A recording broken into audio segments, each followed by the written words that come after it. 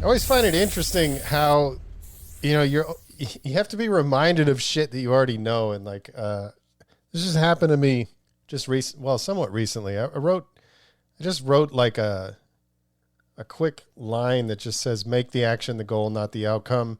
And it was I was listening to this guy, Alex Hermosi. He's this business guy. He's a young dude, really successful. And he has a podcast called The Game. And in that podcast, he was talking about how, he's making a suggestion. It's not fresh in my mind, so I don't remember. Maybe I should have listened to it again before I recorded. But I just wanted to just kind of wing this one.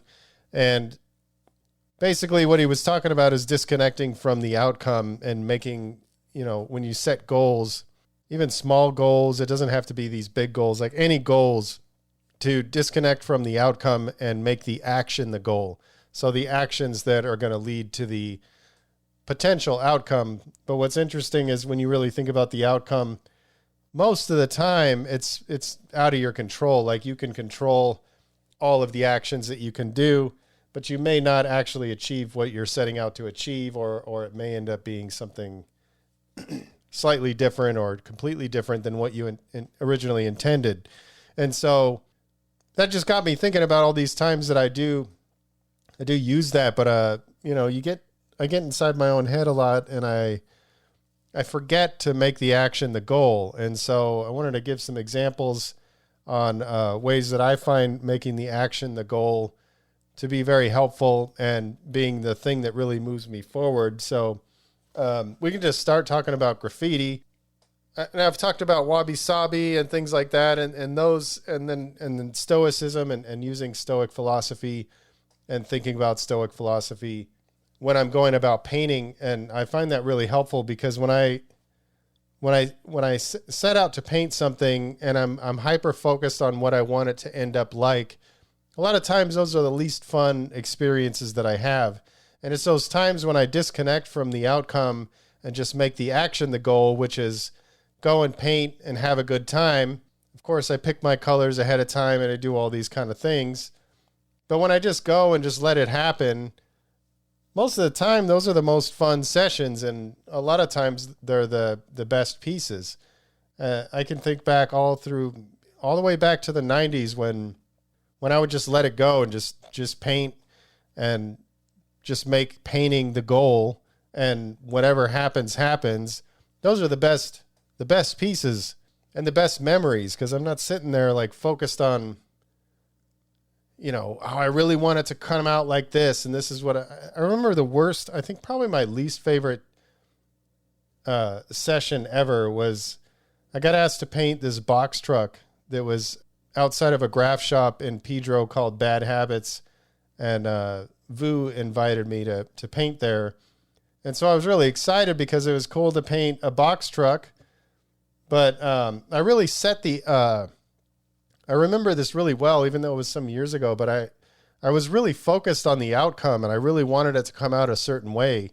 And I remember the whole time I was painting, it was like the least fun probably that I've ever had. And it ended up taking me like 6 or 7, maybe even 8 hours to do this piece. And it didn't even come out the way I wanted it to. And I remember distinctly the whole time I was just thinking about what I wanted it to look like. And it wasn't just like, I didn't just go there like, yeah, I got all the cans that I need and I'm just going to go and rock this box truck and have a good time. And then contrasting that to my favorite piece that I've ever done, or maybe not the actual piece, but like the actual paint session, my favorite by far, the most fun that I've had throughout the entire experience was, and just to clarify, this is the most fun when it comes to like pieces. I would say my most fun shit was the more grimy kind of street level stuff, but all that shit was always fun and there's like adrenaline involved. So I'm just talking about mainly pieces and stuff, because that kind of stuff, the street level type shit, the outcome is often not really the goal. It's just getting out there and getting it done. But I would say the most fun that I've had doing a piece would be when I got invited to paint the Meeting of Styles in Chula Vista. I really didn't know how big the spot was going to be. I didn't know what I was, how much room I was going to have to take up or any of that kind of stuff. So I sort of brought like way more shit than I thought I would need. So I brought a ladder. I brought a huge bag full of cans. I brought buff paint, and I brought this Graco like handheld sprayer, and I'd never even used it to actually paint a piece before. But I just brought all that shit. I'm like, I don't know what I'm going to do. I don't know how much room I have. I'm just going to bring all this shit, and I'm going to have a good time. And the guy was like, okay, this is your spot. You're between these two guys, and, just do whatever you want. And I was looking at the wall, and I was looking at all the stuff I brought and the ladder and all this shit. And I'm like, was it okay if I take up the whole space if I go top to bottom? And he just looked at me kind of funny. He's like, yeah, go for it. So I just got out this Graco sprayer, and it's like, if you ever use one of these things, it's like, it just sprays this big chisel, a big like fan tip, and you can rotate the nozzle to whatever angle you want. So I put that at 45 degrees, and I just started fucking filling in my letters, just kind of like I had a big giant calligraphy pen on me, but it wasn't like I was doing them like one stroke like calligraphy. I was like kind of sketching and filling at the same time. And I'm on this ladder and just doing this fucking huge thing. I mean, I don't know if it was a full 2 stories, but it was pretty close to that.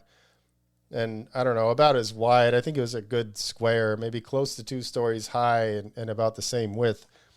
And I think within like 15 minutes or something, because that sprayer just really blasts out the paint, within like 15 minutes, I had my whole letters like blocked out and filled, because you're filling and sketching at the same time. And then I just dumped in some red, and I did like a fade. And then the most fun part I like paint, like I think most people, is doing all the outline and details and all that stuff. And so since I had filled in this big giant piece over the course of like 15 minutes, completely disconnected from the outcome and just going and having fun and painting, I got to spend the whole time painting doing like the most fun part, because you just blasted out all the fill. Like everybody, I don't know, maybe some people like filling in, but most people, I think, they find that to be the least fun. And one of the reasons why I paint so fast is because I want to get to that point where it's fun and have energy while I'm doing that. If you're filling in this big complicated thing, or you take like an hour to do your sketch, for me, by the time I get to the part where I actually enjoy, where I'm kind of like adding details and shit, I'm already like over it, it's just taking too long. So anyway, the whole idea is that I was disconnected from the outcome. And I can think of those 2 times. And there was even a time in the 90s, I think it was like 95 or something, I went to paint, and my band, we were buying a van, and the guys were going to pick me up at the yard. So I really only had like an hour or so to paint. So I just painted as fast as I could, completely disconnected from the outcome, and just painting and having fun. And it was my favorite piece. Well, I don't know if it was my favorite piece, but it was one of those times that stuck out in my memory as being one of the more fun sessions. And so that, there's a lot of examples of that in graph where I was disconnected from the outcome, and that was the most fun. Like I wasn't just really thinking, I really wanted to turn out this way. It was just mainly, the goal was just to go paint and have fun. I always have to remind myself of that. And I still do that when I go to paint and the piece isn't really coming together, and I just start thinking about it too much, and I overthink it, and I'm just hyper focused on what I really want it to turn out like, and it just takes all the fun out of it, so I try to remind myself of that. And then there's some other practical things in life and business and stuff. And like with business, one of the most powerful tools that I've come across, which is the power list, and you can Google that power list to read about it, but it's just 5 critical tasks. So that's kind of the same thing, is it makes your day pretty much focused on the actions you need to take to move the needle forward in your life.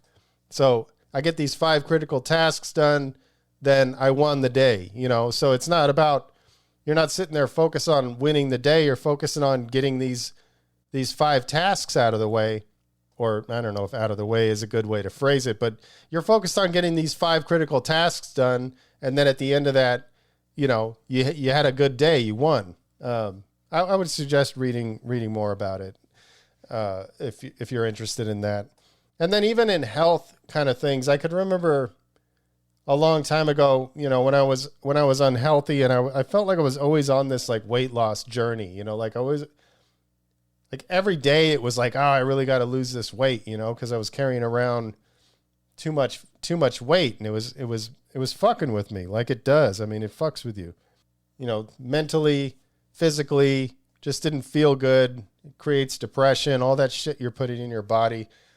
And so I was just always sort of plagued with this idea that like, man, I really got to get my shit together.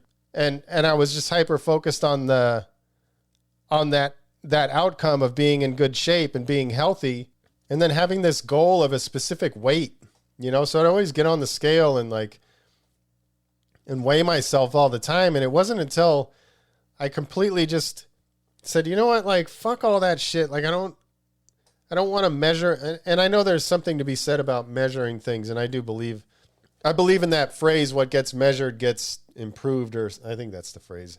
I believe in that. But when it came to me and trying to get my shit together and being healthy, honestly, getting rid of the scale and stopping looking at that and doing all these things, obsessing over like, oh, how much weight did I lose this week? And I really wish I lost this much, and counting calories and doing all of these kind of things. It wasn't until I really disconnected from that stuff that I really started to see results. It was like, there's certain things you got to do, and it's very fucking simple. You know, you eat healthy and you exercise. Those are the 2 things. You don't have to get all crazy complicated about it. But if you make those actions the goal, every day I got to do these things. I got to exercise, and I got to not eat shitty food. And my idea of not eating shitty food is just eat real food. Like, if you can look at something and know what the fuck it is, you're heading in the right direction. I can look at broccoli. I know it's broccoli. I can look at a box of some pre-made food with all these ingredients, and I don't know what half of them mean, or maybe not half, but, you know, there's all kinds of shit in there. You know, it's pretty easy to figure out over time. You know, eat real food. I don't know. It's maybe oversimplifying it, but maybe not. I don't know. That's how I started looking at it. I'm going to eat vegetables and healthy shit, and I'm going to exercise. That's the goal. Do that every day. If you do the actions that are required to achieve the goal, you don't even have to think about the goal to a certain extent. I don't know. I feel like I'm contradicting myself because I do believe in visualization and I believe in all these kind of things. But at the same time, I can see a lot of value in focusing on the actions you need to take, and then that goal, whatever it is going to be achieved.